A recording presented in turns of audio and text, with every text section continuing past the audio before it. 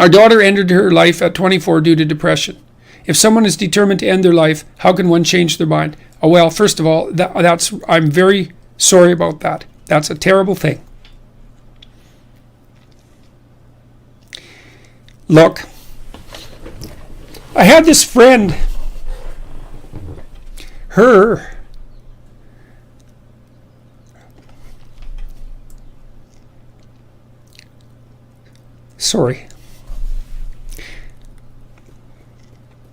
There's been a lot of depression in our family, so it's a question that cuts close to the bone.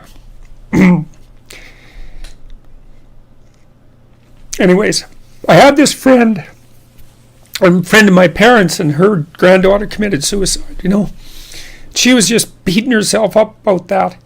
What could have I done? What could have I done differently? This is the problem with suicide. It leaves everybody behind thinking, oh my God, what could have I done? I could have treated the person better. I could have listened. I could have been there.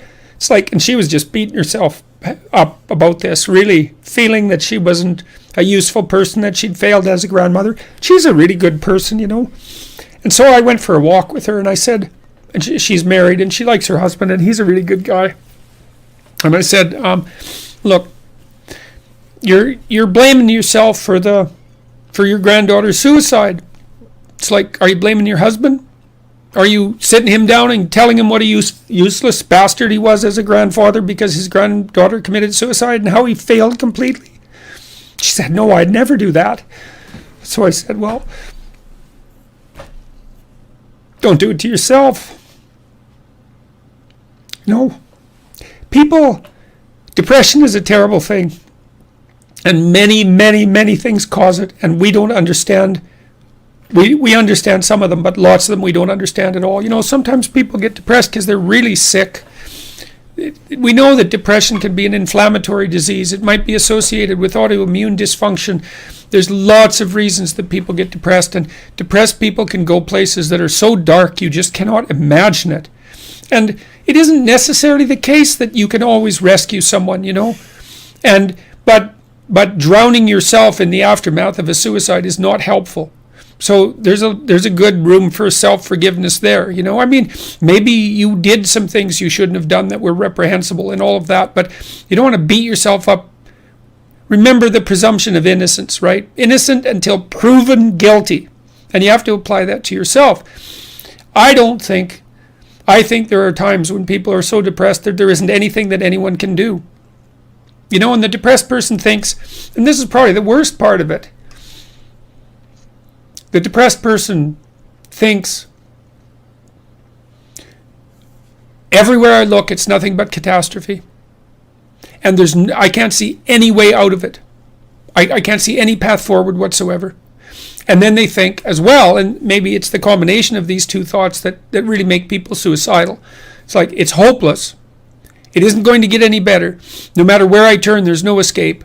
The suffering is unbearable. And I'm absolutely no use whatsoever to anyone. It would be better for everyone if I was just gone, because if I'm not so much of a burden now that it's going to destroy their life, then I'm going to be that much of a burden in the future. And so it's hard to imagine what that's like for people, but it's dreadful.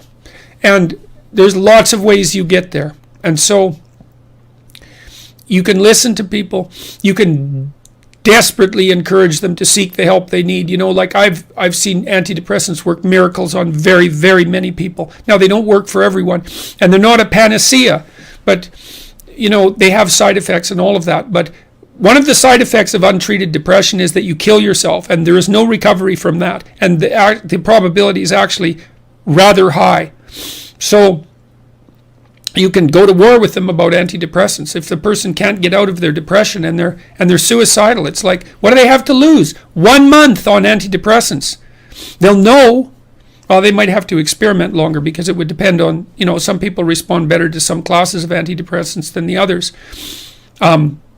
It's worth having a war with someone if they're in dire straits and they won't do everything they can to get better. ECT works, electroconvulsive therapy works for intractable depression. It's a terrible thing to contemplate, but the modern versions of ECT aren't. One flew over the cuckoo's nest. And again, it's like there's no coming back from death.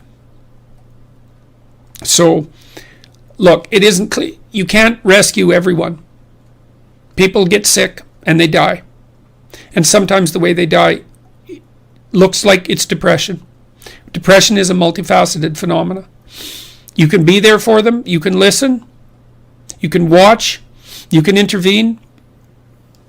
You can try to understand. You can hold them accountable. You can do all of those things. But everyone has their own destiny, you know, and you're not omnipotent. And so sometimes a catastrophe occurs, like your daughter's. And